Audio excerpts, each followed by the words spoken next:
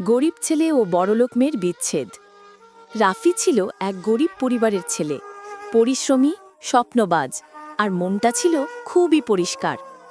অন্যদিকে শ্রেয়া ছিল বড়লোক ঘরের মেয়ে, সব পেয়েও যেন কিছু একটা সবসময় কম থাকত তার জীবনে।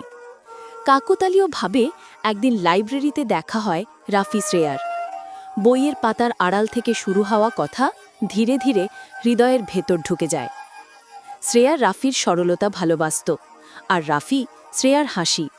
দুজনেই জানত তারা দুই ভুবনের মানুষ, তবুও ভালোবাসা মানুষের কাছে যুক্তি চায় না। কিন্তু সুখ বেশি দিন টেকে না। শ্রেয়ার পরিবার জানার পর রেগে যায়। আমাদের মান সম্মান আছে, বলেছিল তার বাবা। গরিব ছেলের সাথে আমার মেয়ের সম্পর্ক চলবে না। শ্রেয়া চেষ্টা করেছিল অনেকবার, কিন্তু প্রতিটি দরজায় বন্ধ হয়ে যাচ্ছিল। একদিন বৃষ্টি ভেজা সন্ধ্যায় সে রাফির সামনে দাঁড়িয়ে কাঁদতে কাঁদতে বলল, আমি পারছি না, আমাকে ক্ষমা করো। রাফি হাসার চেষ্টা করল। তোমার শোকটাই আমার বড়, শুধু এটুকুই বলল সে। শ্রেয়া চলে গেল, বৃষ্টি থামল, কিন্তু রাফির ভেতরের ঝড় থামল না।